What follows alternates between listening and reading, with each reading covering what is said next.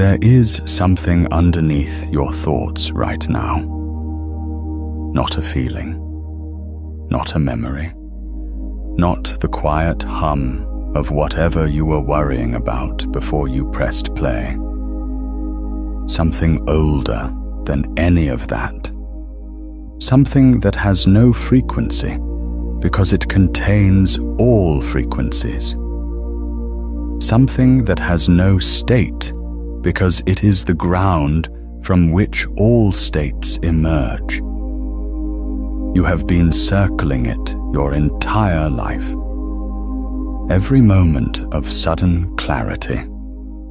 Every time a solution appeared from nowhere. Every experience of inexplicable stillness in the middle of chaos. Every instance where you knew something before you had any logical reason to know it. That was not coincidence. That was not luck. That was not your brain working faster than usual. That was the 0-point field leaking through. And today, you stop circling it. Today, you go directly to it. Not as a concept, not as a metaphor, as the actual substrate of your consciousness, which it is and which you have always had access to, and which you have been standing one threshold away from your entire life. This is that threshold. The reason you found this transmission is not random. The reason this particular title caught your attention, the reason something in you leaned forward when you read those words, is because you are already close. You are already at the edge of something. The 0-point field does not announce itself with drama. It announces itself with a pull, a quiet, insistent, directionless pull toward something you cannot name but cannot stop feeling. You are feeling it right now. So we are going to do something unusual in this transmission. We are not going to spend an hour building up to the concept and then hand you a breathing exercise at the end. We are going to go straight to what the 0-point field actually is, with real precision, with the physics that describes it, and the mechanics that govern access to it. And then we are going to walk you through the specific threshold between your ordinary waking consciousness and the field itself. And you are going to cross it. Not symbolically. Actually. Stay with this. What physicists call the 0-point field is one of the most precisely measured, most rigorously confirmed, and most philosophically disorienting discoveries in the history of science. It is not a fringe idea. It is not quantum mysticism.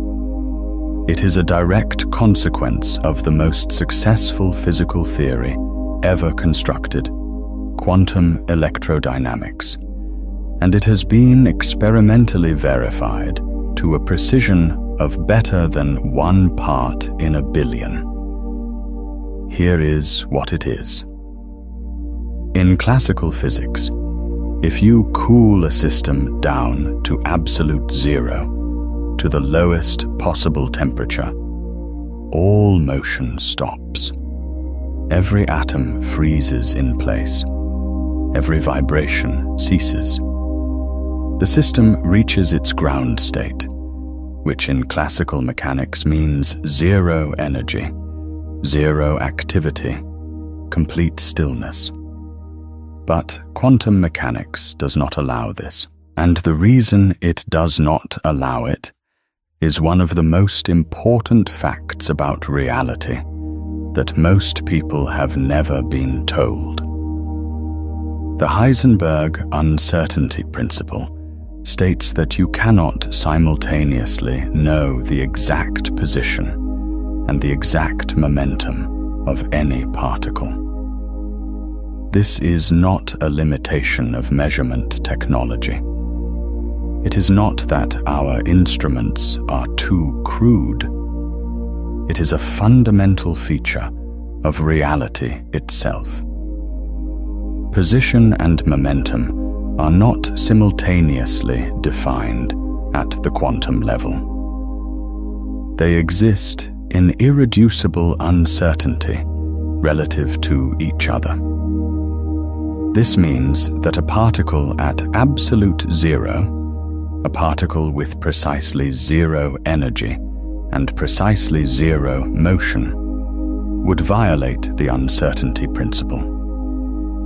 Because if it were perfectly still, you would know both its position and its momentum exactly. Position, here. Momentum, zero. But the universe does not permit this. So even at absolute zero, even in the coldest, most energy-depleted state physically possible, particles still move. They still vibrate. They still have energy. This irreducible, rock-bottom energy that cannot be removed from any system, that persists even when everything extractable has been extracted, is called zero-point energy. And the field of this energy that permeates all of space, that fills every cubic centimeter of the vacuum, that underlies every particle and every interaction in the known universe, is the zero-point field. The vacuum is not empty. The vacuum is seething. Physicists have calculated the energy density of the zero-point field, and the numbers are so large they are difficult to hold in the mind. Some calculations suggest that a single cubic centimeter of empty space contains more energy than all the matter in the observable universe. Other calculations yield smaller but still extraordinary numbers depending on the cutoff frequency used. The precise figure is still a matter of active research and genuine scientific debate. But the field itself, the existence of irreducible quantum fluctuations in the vacuum, is not debated. It is measured. It is real. The Casimir effect demonstrates this directly. If you place two uncharged metal plates extremely close together in a vacuum, they are pushed toward each other by a measurable force. There is nothing between them. No air, no gas, no particles. And yet they move.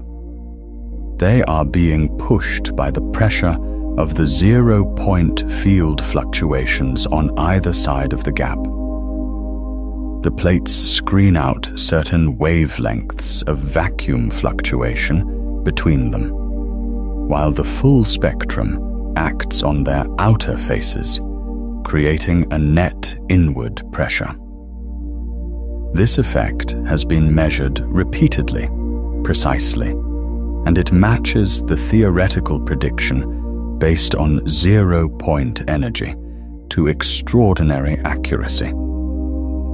The ground of physical reality is not silence. It is not emptiness. It is an infinite, inexhaustible, omnipresent field of fluctuating energy from which particles emerge, through which forces propagate, and to which everything returns.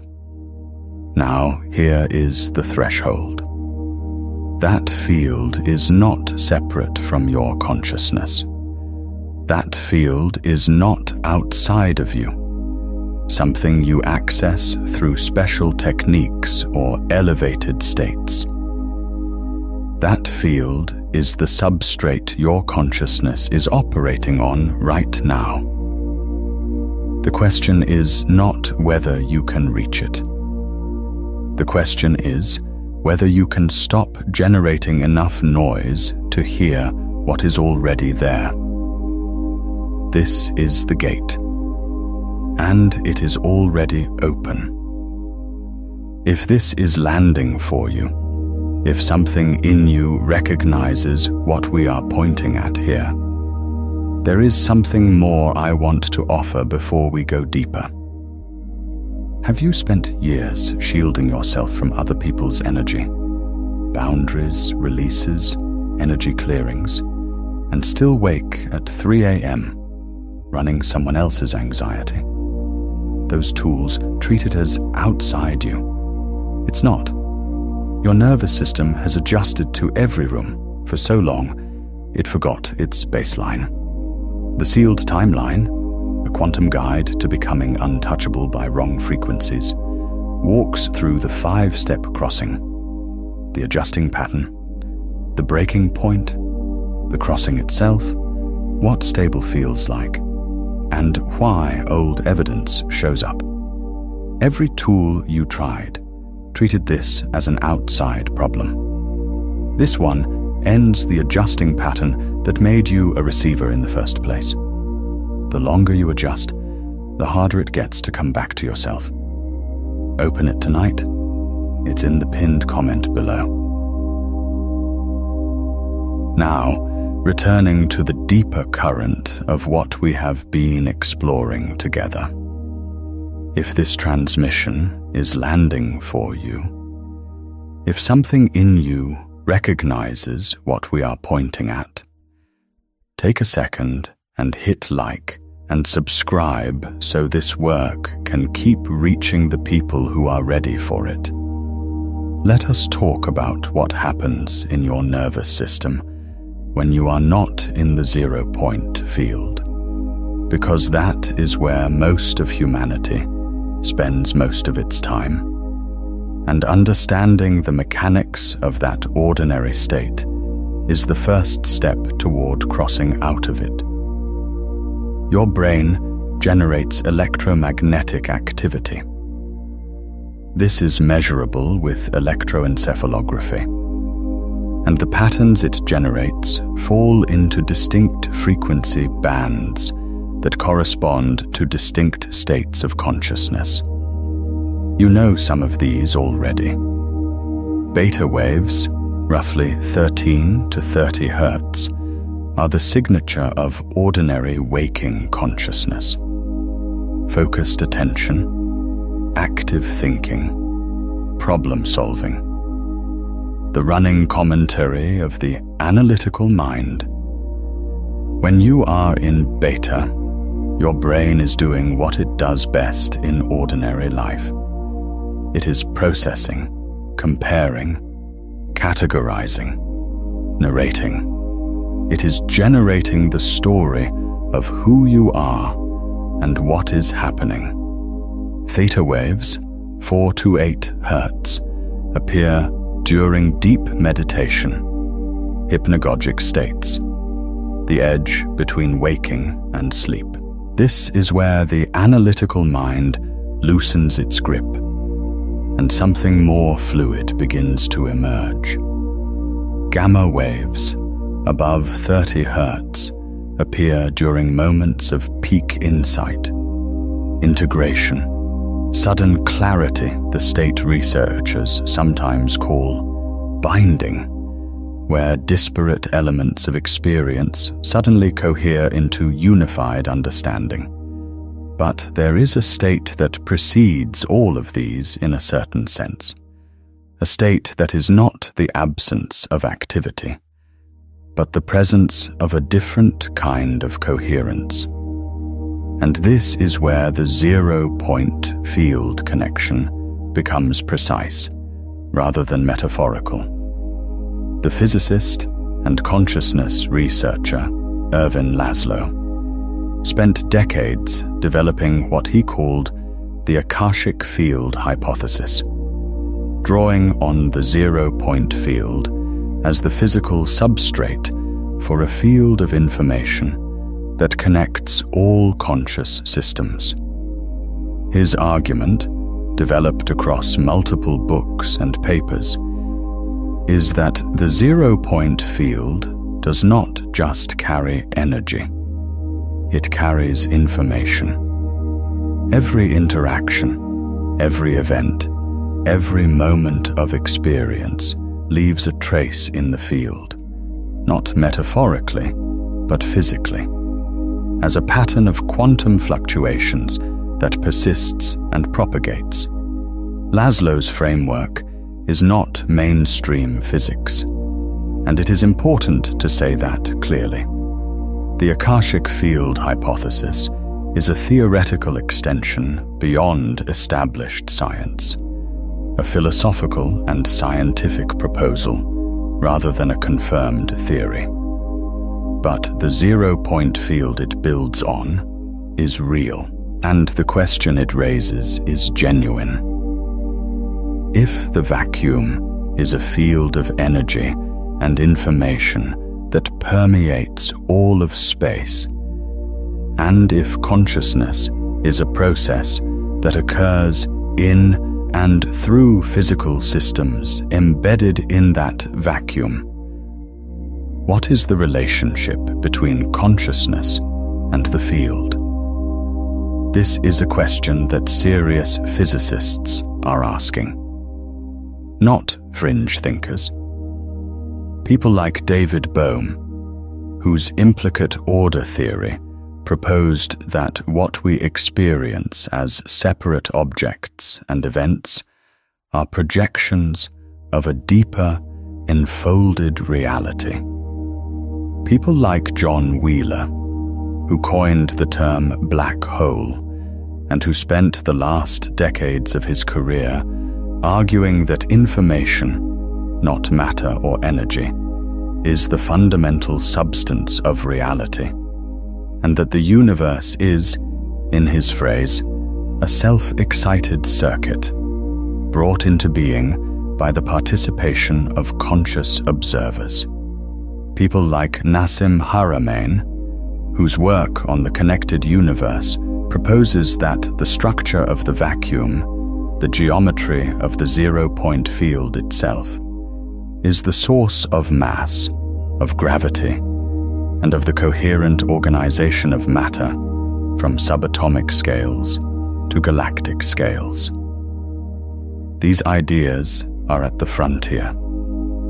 Some are speculative, some are controversial within physics, but they all point toward the same threshold: the possibility that consciousness is not a byproduct of matter operating in a field, but a process that is deeply, structurally entangled with the field itself. And if that is true, then accessing the zero-point field is not a metaphor for expanded consciousness. It is the literal description of what expanded consciousness is. This is the gate you are standing at. Here is the specific mechanism that makes access possible, and it is one of the most important things this transmission will give you. The word is coherence. In physics, coherence describes the relationship between waves. Two waves are coherent if they maintain a consistent phase relationship with each other, if their peaks and troughs align in a predictable, stable pattern. Laser light is coherent light. All the photons are in phase, all moving in the same direction, all with the same frequency, which is why a laser can travel enormous distances without dispersing, and why it can cut through metal. Ordinary light from a bulb is incoherent. Photons of all different frequencies, traveling in all different directions, phases randomly distributed, which is why it spreads and dims. Your brain, in ordinary beta consciousness, is like the light bulb, different regions firing at different frequencies, different thoughts competing, different emotional states creating interference patterns. The whole system generating a kind of neural noise that is, from the perspective of the field, incoherent. When coherence increases, something qualitatively different happens. Not just more organized activity, but a phase transition into a different kind of operation entirely. This is what researchers at the HeartMath Institute have been measuring for decades, and their findings are specific enough to be worth developing here. The heart generates the body's largest electromagnetic field, far larger than the brain's. This field can be measured several feet from the body, and the pattern of that field, its rhythm, its variability, its coherence, changes dramatically depending on the emotional and mental state of the person generating it. When a person is in a state of genuine appreciation, genuine care, genuine love, not performed emotion, but the actual physiological state associated with those experiences, the heart's rhythm becomes coherent. The interval between heartbeats falls into a smooth, sine wave-like pattern called heart rate variability coherence. And when this happens, the electromagnetic field the heart generates becomes coherent too. The HeartMath researchers found that when the heart is in coherence, it entrains the brain. The two systems synchronize. The chaotic noise of ordinary beta consciousness begins to organize itself around the coherent signal from the heart. And in this synchronized state, something changes in the quality of perception, in the quality of access to information, in the quality of decision-making and creativity and intuition. This is not mysticism. This is measurable electrophysiology. Now extend this principle to the zero-point field. If the field is, as its physics describes it, a substrate of energy and potentially information that permeates all space, including the space inside and between every cell of your body, then the question of access is a question of coherence. An incoherent system, a system generating a lot of neural noise, a lot of competing frequencies, a lot of the chatter that the analytical mind produces continuously. That system cannot couple efficiently to the field. It is generating too much interference with itself. A coherent system is a different matter entirely. When your internal electromagnetic environment becomes coherent, when the heart and brain synchronize, when the competing frequencies of anxious thought and emotional reactivity settle into a unified, organized signal, you become, in a very specific physical sense, more like a laser and less like a light bulb. And a coherent system can couple to the field in ways an incoherent one cannot. This is the mechanism.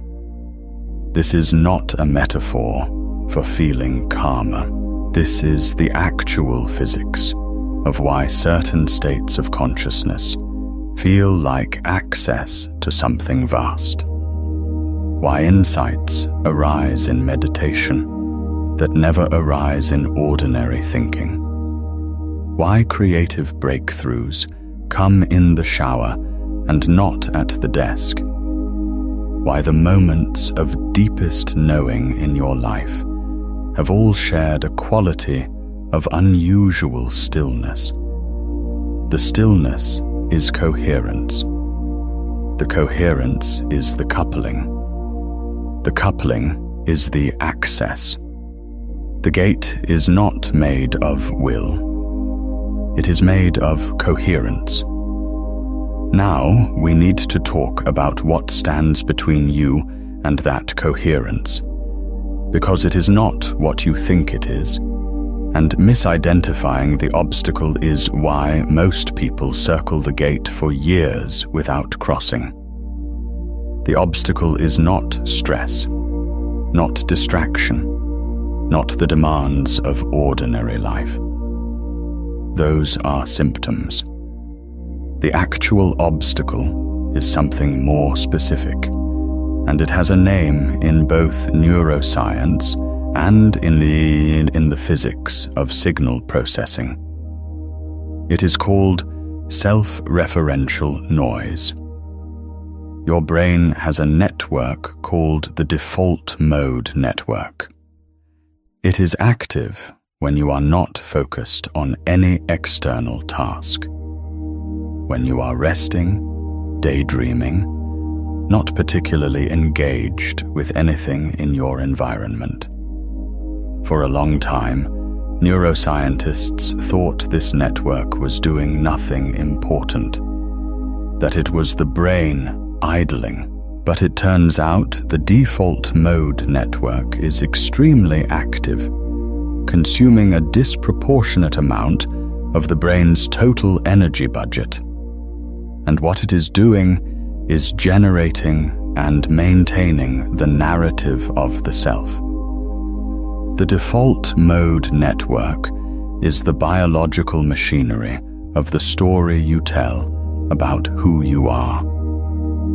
It is continuously weaving together memories of the past, projections into the future, comparisons between what is happening now and what has happened before, assessments of how you are doing relative to your goals and fears and desires.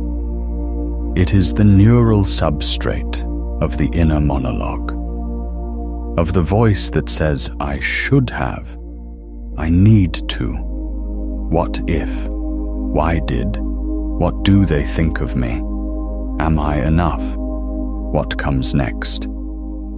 This network is not your enemy. It is extraordinarily useful. But it is extraordinarily loud. And its noise is precisely the kind of incoherent, self-referential, high-frequency, electromagnetic activity that prevents the coupling to the zero-point field. Here is the crucial point. The default mode network is most active not when you are doing difficult things, but when you are doing nothing. When you sit down to meditate, when you try to get quiet, when you attempt to access the stillness underneath your thoughts, the default mode network does not go quiet. It gets louder because the absence of external stimulation is exactly the condition under which it operates most intensely. This is why people sit down to meditate and immediately feel like they have more thoughts than usual. They do not. They are simply noticing for the first time how loud the default mode network is when there is nothing else to drown it out. And this is why most approaches to accessing the zero-point field approaches that rely on forceful concentration, on trying harder to be still, on suppressing thought, fail. You cannot suppress the default mode network by effort. Effort is itself a default mode network activity. Trying harder is more self-referential noise. The threshold crossing is not achieved by effort. It is achieved by a specific kind of shift in the direction of attention. There is a difference between attention directed at the content of your experience and attention directed at the substrate of your experience. When you are thinking about your problems, your attention is on the content, the specific thoughts, the specific emotions, the specific narrative. When you shift attention to what is aware of those thoughts, not the thoughts themselves, but the awareness in which they are appearing, something changes in the default mode network's activity. This has been measured. Studies of long-term meditators using fMRI show that during certain states of meditation, particularly what is sometimes called open monitoring meditation or pure awareness practice, the default mode network does not simply quiet down. Its connectivity pattern changes. It begins to function differently, with less self-referential activity, and more of what researchers describe as a sense of presence without content, awareness without an object. In this state, the brain is not doing nothing. It is doing something that ordinary consciousness does not do. It is being aware without being aware of a particular thing. It is maintaining coherent activity without generating self-referential noise. This is the threshold. Right here, between awareness directed at content and awareness directed at awareness itself. On one side of that threshold is the default mode network running its narrative, the light bulb scattering in all directions, the incoherent signal that cannot couple to the field. On the other side is something that the Zen tradition calls no mind, that the Vedantic tradition calls pure consciousness, that the Tibetan Buddhist tradition calls Rigpa, that quantum field theory might describe as a coherent system coupling to the vacuum state. Different languages, same threshold. There is a person named Mira who spent 11 years studying consciousness. Not casually, rigorously. She had read the neuroscience, understood the physics, could explain the default mode network and heart rate variability coherence, and the Casimir effect, and the implicate order. She could explain the zero-point field to anyone who asked. She had done hundreds of hours of meditation. She had attended retreats. She had the vocabulary, the framework, the practice history, and she had never crossed the threshold. She knew this. She knew it the way you know when you have read every book about swimming, but never gone to the water. She could describe the crossing. She could teach the crossing. She had helped other people reach it. But in her own practice, something always stopped. What stopped her was something she had never correctly identified, because it was so close to her that she had never been able to see it as an object. She had always assumed the obstacle was insufficient practice, insufficient stillness, insufficient surrender. She tried harder. She practiced longer. She went to more retreats. The obstacle was none of those things. The obstacle was her relationship to the moment just before the threshold. Because Mira had developed, over 11 years of practice, an extremely refined ability to approach the threshold, to get very, very close to the edge of the ordinary mind, to stand at the exact point where the default mode network began to quiet, where the self-referential noise began to decrease, where something vast and still began to become perceptible. And every single time she reached that point, something in her would reach for it, would lean toward it, would try to grasp the stillness and hold it, would generate, in the very act of recognition, a new burst of self-referential activity. I'm almost there. This is it. Don't lose it. Stay here. The reaching was the thing that broke the coherence. The trying to cross was the thing that kept her on this side of the gate. What Mira needed was not more practice. What she needed was to understand the specific mechanics of what happens at the threshold itself, and why the ordinary mind's strategy of effortful approach is precisely wrong at the moment of crossing. Here is the physics of it. In quantum mechanics, there is a phenomenon called the quantum Zeno effect. If you continuously measure a quantum system, you can actually prevent it from evolving.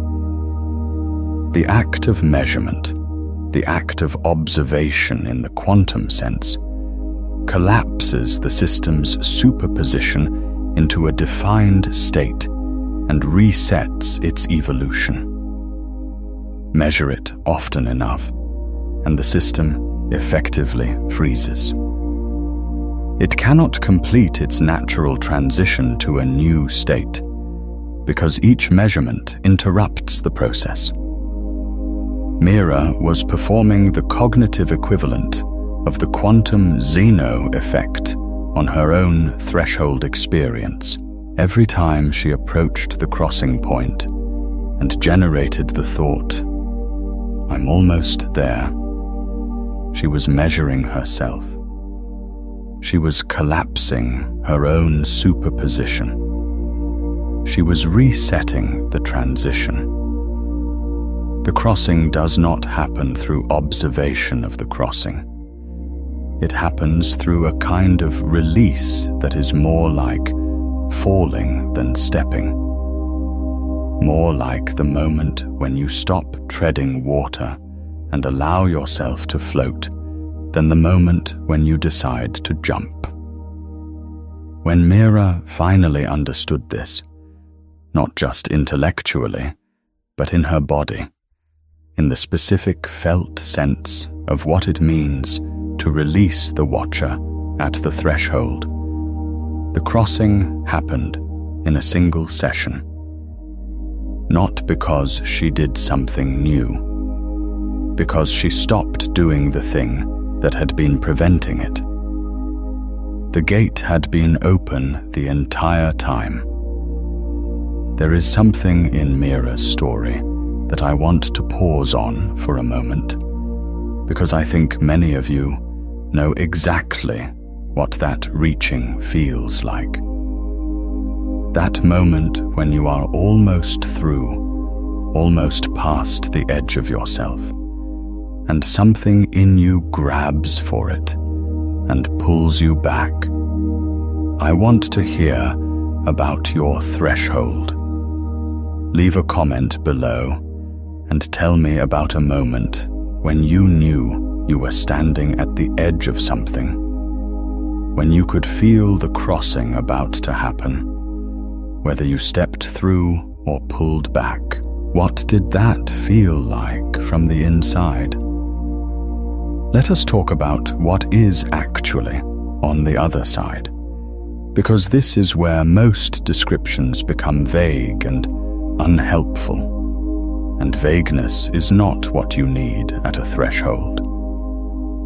The experience of coupling to the 0-point field, of crossing from ordinary self-referential consciousness into the state that the field represents, is not the experience of nothing. It is not blank. It is not unconscious. It is not the absence of awareness. It is the presence of awareness without a center. Ordinary consciousness has a center. That center is the self-model, the story of who you are, the narrative that the default mode network continuously generates and maintains. Every experience you have in ordinary consciousness is organized around that center. Perceptions arrive and are immediately sorted into relevant and irrelevant based on their relationship to the self-model. Emotions arise and are immediately interpreted through the lens of what they mean for me. Thoughts emerge and are immediately evaluated for their usefulness to the ongoing project of being this particular person. The center is not a problem. It is extraordinarily useful. You need it to navigate ordinary life, but it creates a structure in consciousness that is, from the perspective of the field, like a lens that focuses everything and therefore, by definition, excludes most of what is there. When the center releases, even temporarily, even for a few seconds, what remains is not absence. What remains is awareness itself, undirected, unbounded, not focused on any particular object, but present to everything simultaneously. This is what the traditions describe as pure consciousness, open awareness, the witness state. And in this state, something becomes perceptible that is not perceptible in ordinary consciousness. The field, not as a concept, not as a felt sense of something large and vague, as a specific quality of aliveness, of information, of presence that seems to come from everywhere and nowhere simultaneously.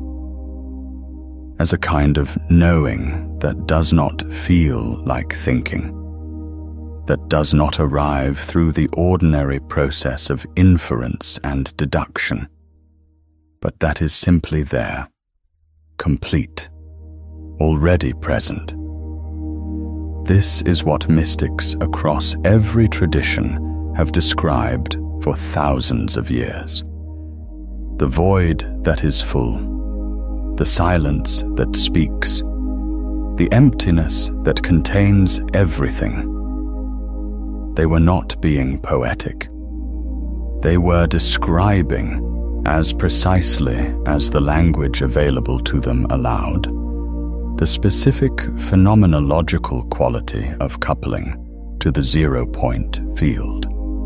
And now we have a physics that can describe the same state from a different angle. Not mysticism or physics, but both, pointing at the same threshold from either side. The HeartMath researchers documented something they called the global coherence hypothesis, which proposes that the Earth itself has a resonant electromagnetic field, generated partly by lightning activity in the atmosphere, and concentrated between the Earth's surface and the ionosphere. This field, called the Schumann resonance, oscillates at a fundamental frequency of approximately 7.83 Hz, with harmonics at 14.3, 20.8, 27.3, and 33.8 Hz. These frequencies overlap with the brain's theta and alpha wave frequencies.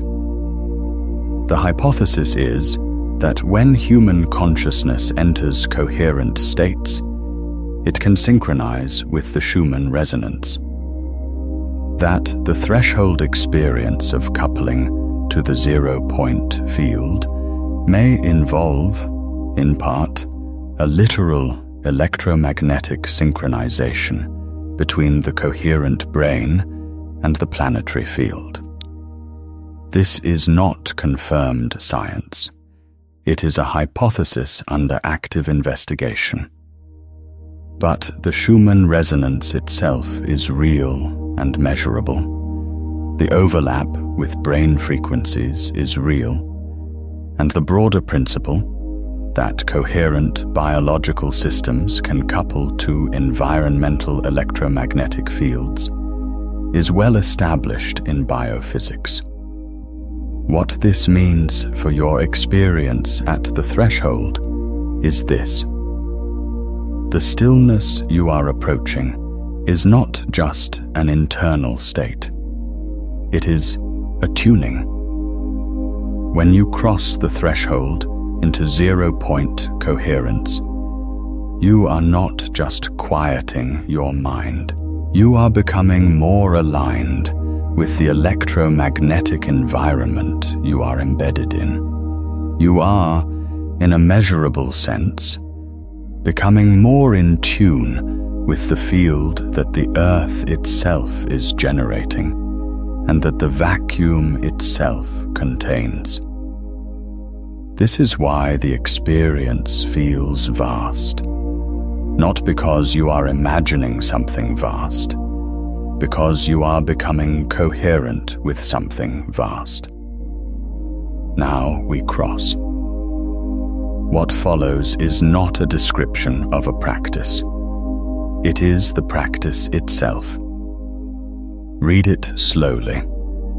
Let it work on you as you read. If you are in a place where you can close your eyes between passages, do that. If you are listening, simply let the words land in the body, rather than just the mind. We are going to use a specific sequence that addresses the 3 layers of the threshold: the nervous system, the default mode network, and the direction of attention. Each layer has its own crossing point. We go through them in order. Begin with the body. Notice that you are breathing right now. Not because you decided to, not because you are making it happen, but because the body is doing it automatically, continuously, without your management. The breath is happening. You are not breathing. Breathing is occurring.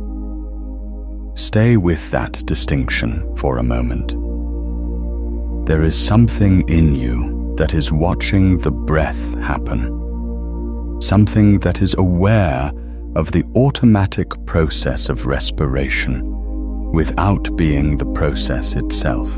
Let your attention rest there, not on the breath as an object to control or follow, but on the awareness that is noticing the breath. Now feel the weight of your body where it is in contact with whatever you are sitting or lying on. The pressure, the warmth, the specific texture of contact. And again, notice that you are aware of this. Something in you is registering these sensations. You are not the sensations. You are what is aware of them. This is the first layer of the crossing. The body is the entry point because it is always present, always generating sensation, always available as an anchor for attention that is not self-referential. When you attend to the raw sensation of the body without narrating it, without making it mean something about you, the default mode network begins to shift. The self-referential loop begins to loosen. Stay here for a breath or two. Just the awareness of sensation, without commentary. Now, the second layer. Notice that thoughts are arising. Not any particular thought, just the fact of thoughts arising. Like weather, like movement in a field. Thoughts appear, exist briefly, and dissolve back into whatever they came from. They are not being generated by you in any deliberate sense. They are arising in you, in the space of your awareness. Now do something subtle. Instead of following any thought, instead of letting your attention get carried by the content of what is arising, let your attention rest on the space in which the thoughts are appearing. Not the thoughts, the space. This is difficult to describe and easy to feel if you let it happen rather than trying to make it happen. The space of awareness is not a thing you can focus on the way you focus on an object. It is more like relaxing the focus entirely and noticing that something is still there. That awareness itself is present even when it is not directed at anything in particular. When you find this, even for a moment, the default mode network does quiet. Not because you suppressed it, because you stopped feeding it. The self-referential loop requires a self to refer to. When attention rests in the space of awareness, rather than in the content of the self-narrative, there is no self to refer to. The loop has nothing to run on. This is the second layer of the crossing. Stay here as long as the transmission allows. Now, the third layer. This is the actual threshold. From this place of awareness resting in itself, without an object, without a center, something becomes perceptible at the edges of ordinary experience. A quality of aliveness that is not coming from your thoughts or your emotions or your body sensations. A presence that seems to be everywhere simultaneously, rather than located anywhere in particular. A stillness that is not the absence of activity, but the ground of activity, the substrate from which activity arises. This is the zero-point field becoming perceptible. Not as a concept, as an experience. Do not reach for it. This is the lesson Mira learned.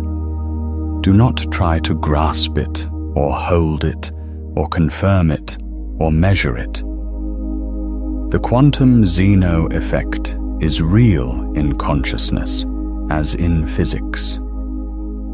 The moment you begin to observe the crossing, you interrupt it. Instead, do the opposite of reaching. Let your attention, which is already resting in open awareness, simply be present. Not present to anything, just present. Allow whatever is arising to arise without moving toward it or away from it. Allow the vast aliveness at the edges of your perception to be there without making it an object of focus. And then, if the threshold is ready to cross, it will cross itself. You will not step through the gate. The gate will open around you, and you will find that you were already on the other side, that you have always been on the other side, that the 0-point field is not somewhere you travel to. It is the ground you have been standing on your entire life, underneath the noise. The field does not begin when you access it. Your awareness of the field begins. The field has always been there. You have always been in it. You have always been made of it. This is the crossing. Not a journey to somewhere new, a recognition of where you have always been. And as you sit with that recognition for a moment, I want to ask you something. Has there been a time in your life when you crossed a point of no return, when everything shifted at once, and you knew there was no going back to who you were before? Leave that in the comments. Those moments of irreversible recognition are worth naming out loud. Let us talk about what changes after the threshold is crossed, because this is where the transmission has to be specific rather than vague, and where most descriptions of 0-point access fall short. The change is not primarily experiential. It is not that you will feel peaceful forever after, or that you will have continuous access to the field in every waking moment, or that your life will transform overnight into something unrecognizable. These are not the changes that matter most. The change that matters is structural. When you have crossed the threshold even once, when you have had even a single genuine moment of awareness resting in the field rather than in the self-narrative, something in your nervous system registers that state as real, as possible, as a place you have actually been. And this registration changes the default behavior of your consciousness in ways that are subtle but cumulative. Here is the specific mechanism. Your brain is a prediction machine. Neuroscientists call this the predictive processing framework, and it is one of the most influential ideas in contemporary neuroscience. The brain's primary function is not to perceive reality directly, but to generate predictions about what reality is likely to be based on past experience, and then to update those predictions when sensory input contradicts them. What you experience as perception is largely your brain's best current prediction, with sensory data used to correct errors in the model. This means that what states of consciousness you can access is partly a function of what states your brain has registered as real and possible. A brain that has never experienced deep coherence, that has no model of what 0-point access feels like, will generate predictions that exclude that state. It will not navigate toward it because it has no template for it. It will interpret the approach to the threshold as unfamiliar, potentially threatening, and will generate the default mode network activity that pulls you back into the familiar self-referential loop. But a brain that has crossed the threshold even once has a template.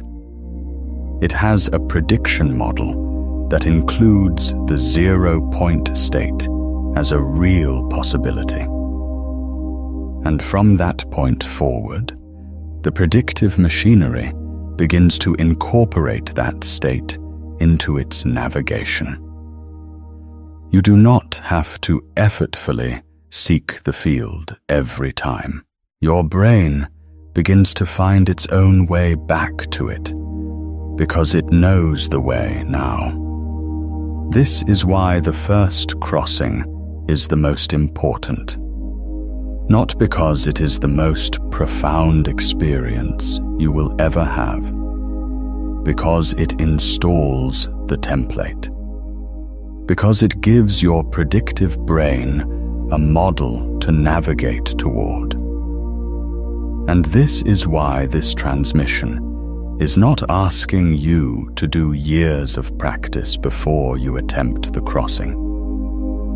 It is asking you to cross now, even briefly, even imperfectly, even just for a moment, because the template matters more than the depth of the first experience.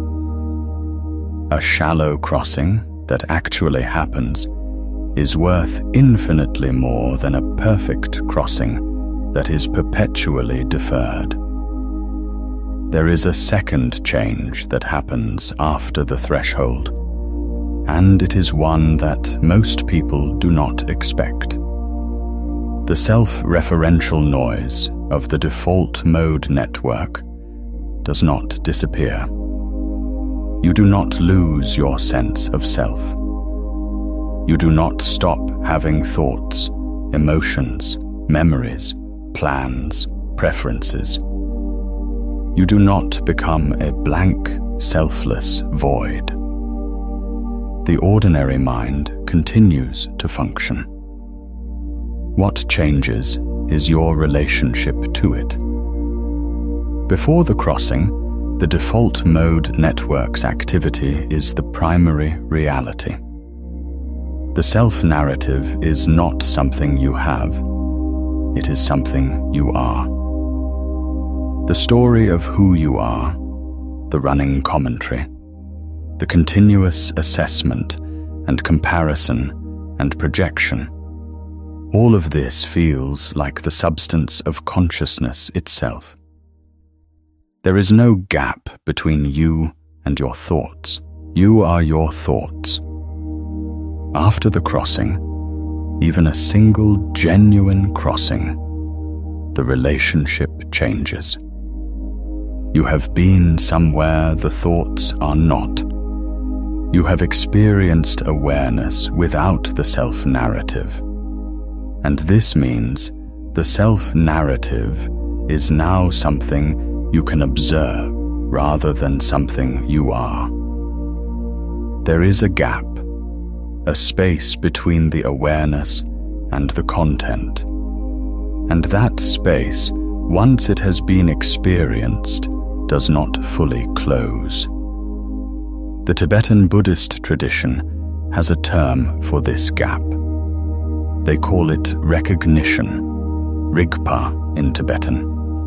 The direct recognition of the nature of mind as awareness itself, rather than as the content arising in awareness.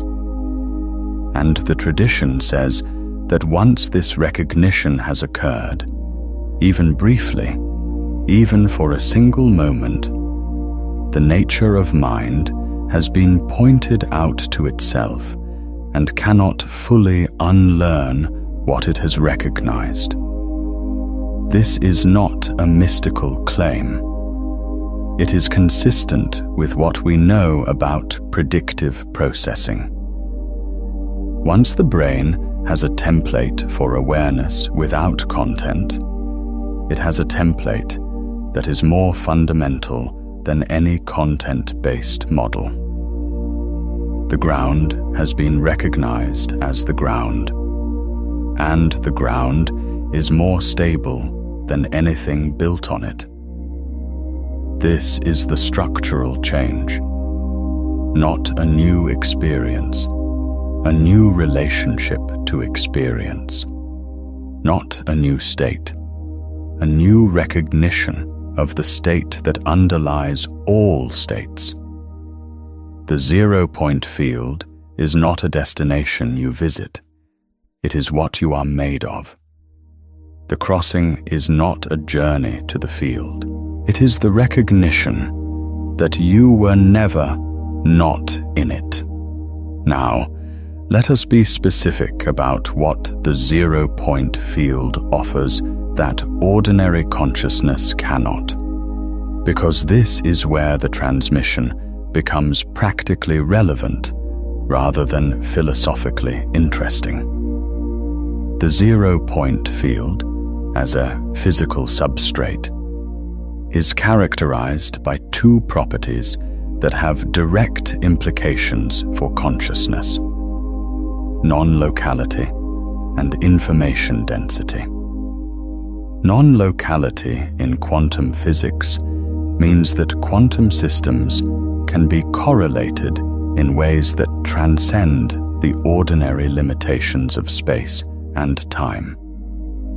Two entangled particles, no matter how far apart they are, respond to each other instantaneously, not faster than light, instantaneously. The correlation between them is not mediated by any signal traveling through space. It is a property of the quantum state they share, which is non-local by nature. The 0-point field is the ground of this non-locality. It is the substrate in which quantum correlations are embedded.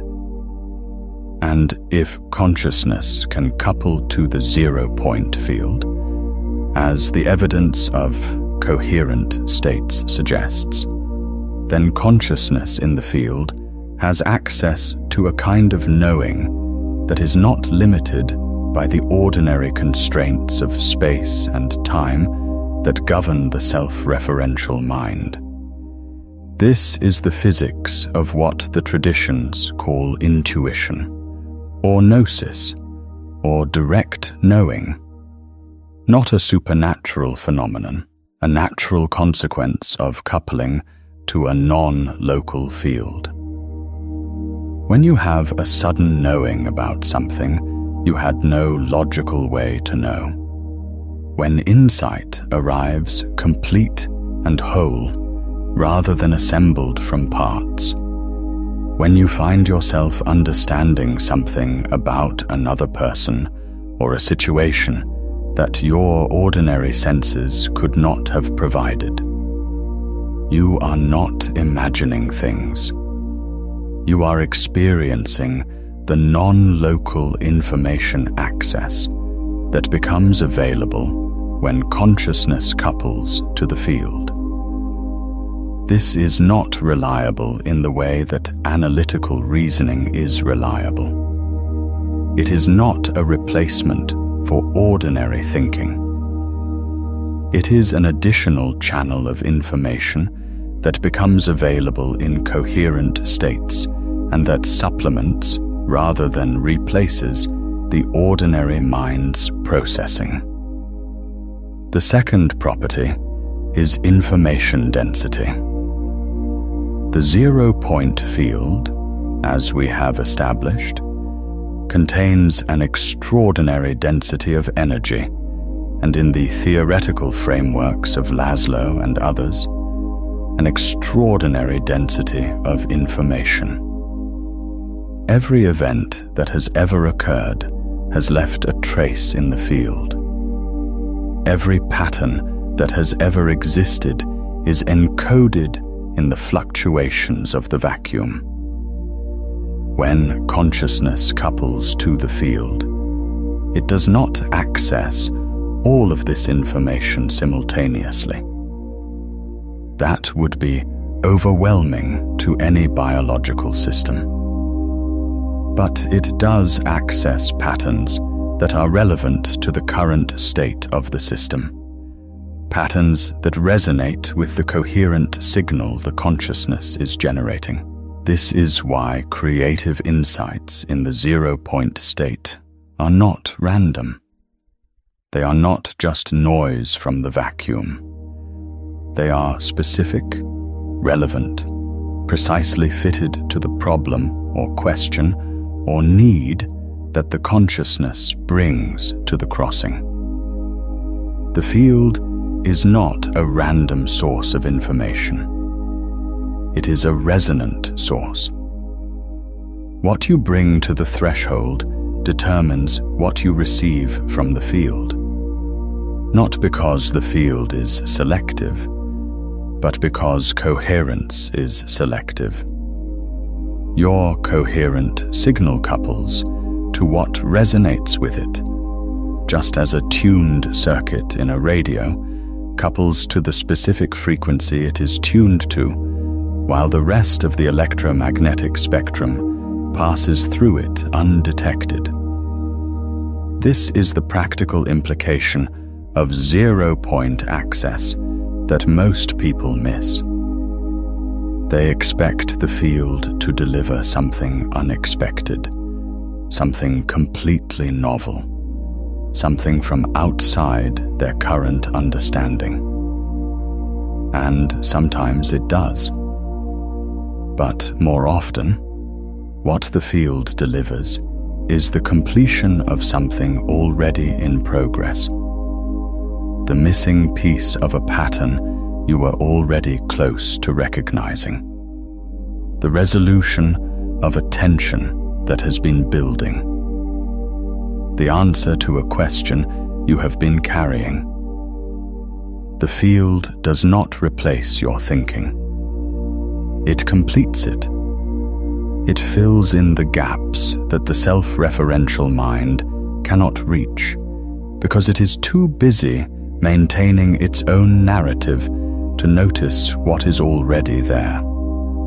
There is a man named Elias who ran a small architecture firm. He was good at his work, technically precise, structurally rigorous, reliable. But he had spent 15 years feeling that something was missing from his designs. They were correct. They were functional. They were sometimes even beautiful in a technical sense. But they did not have what he could only describe as life.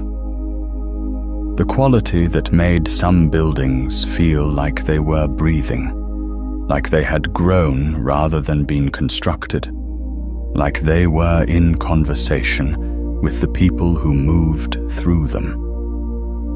He had studied the architects who had this quality. He could analyze their work.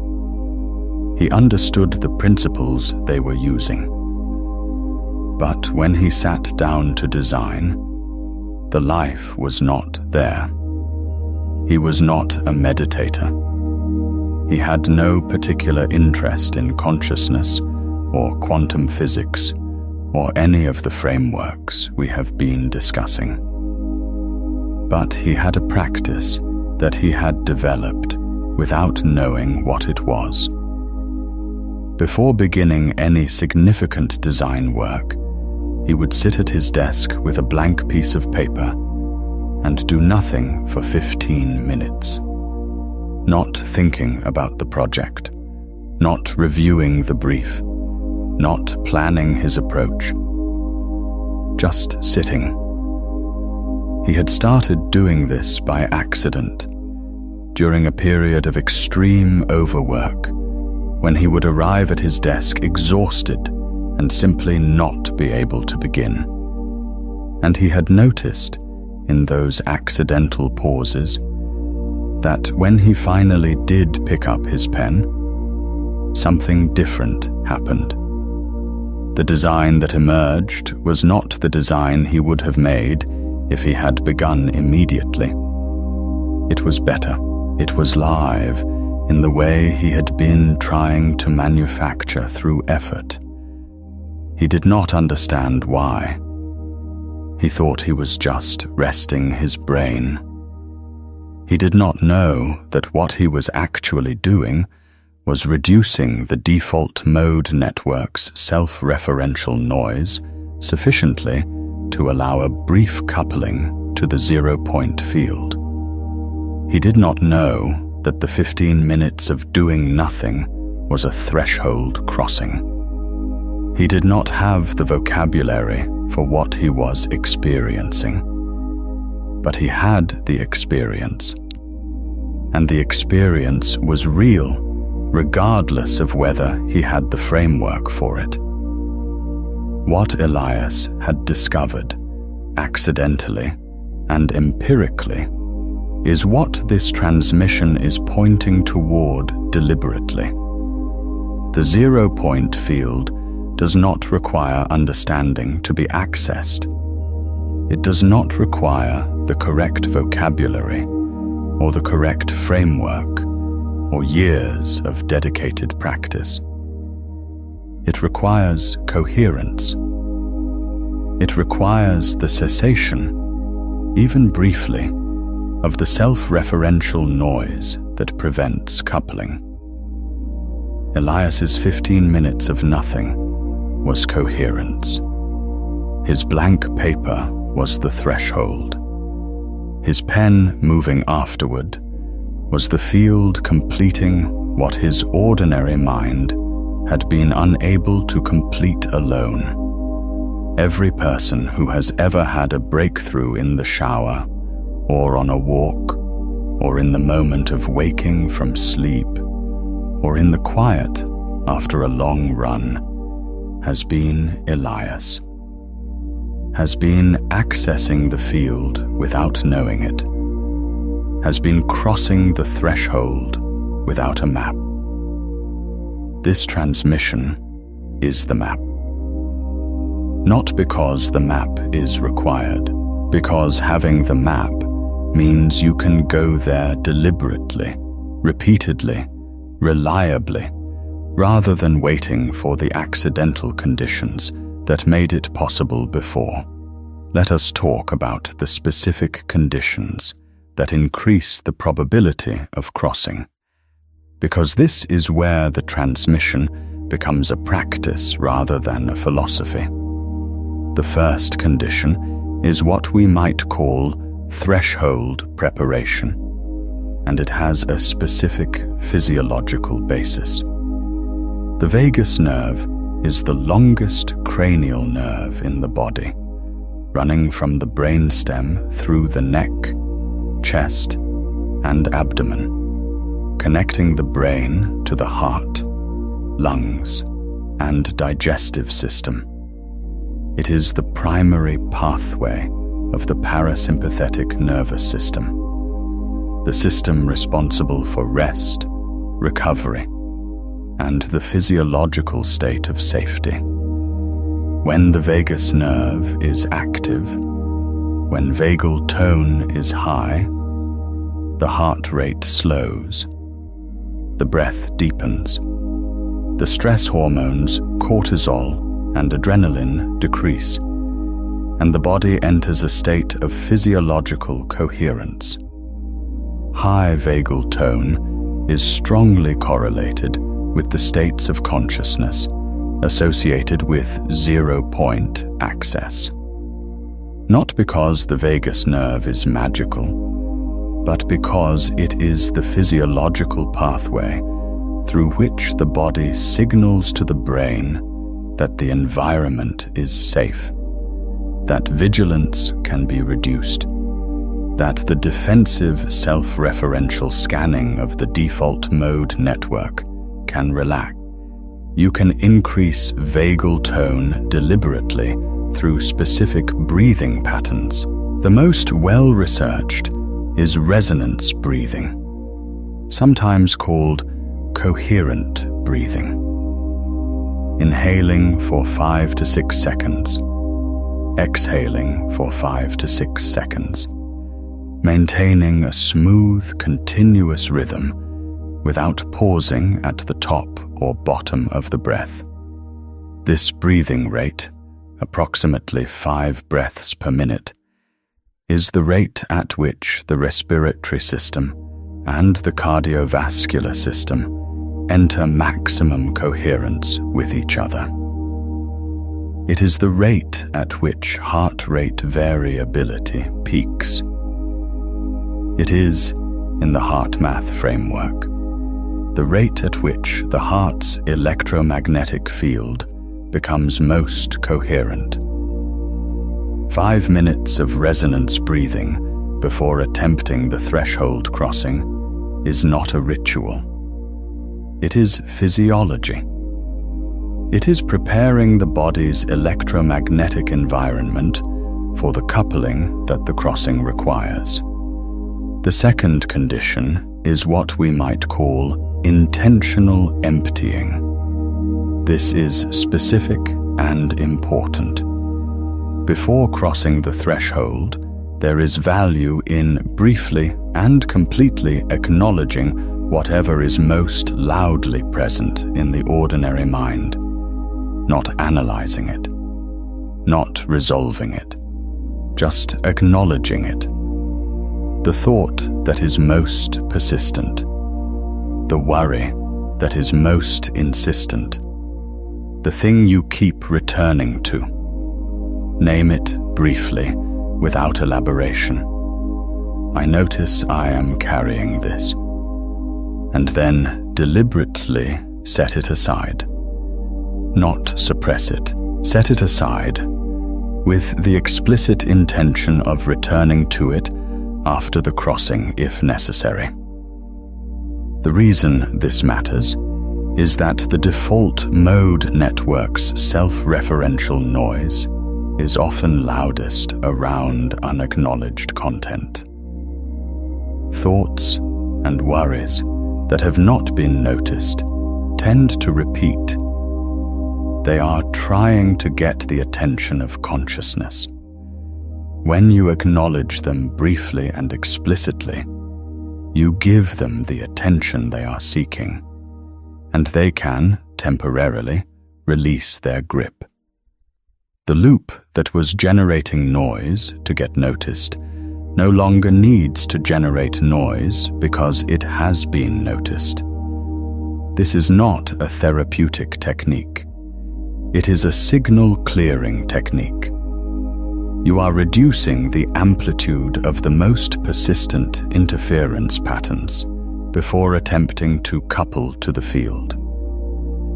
The third condition is what we might call the quality of presence you bring to the threshold. And this is the most subtle and most important. The 0-point field is not accessed by the part of you that wants to access it. It is accessed by the part of you that is already it. The wanting, the seeking, the striving toward the field, all of this is default mode network activity. All of this is self-referential noise. The field is not something you reach for. It is something you recognize. The quality of presence that allows recognition is not striving. It is not effortful. It is closer to what you might call interested relaxation, a quality of being awake and present and genuinely curious without being tense or grasping. The quality of attention you have when you are watching something beautiful and unexpected, and you do not want to disturb it by moving. This quality is not manufactured. It is allowed. It arises when the conditions for it are present, when the body is in coherence through the breath, when the loudest self-referential loops have been briefly acknowledged and set aside, when the direction of attention has been shifted from the content of experience to the awareness in which experience is arising. These three conditions together, resonance breathing, intentional emptying, and the shift of attention to awareness itself, constitute the complete preparation for the threshold crossing.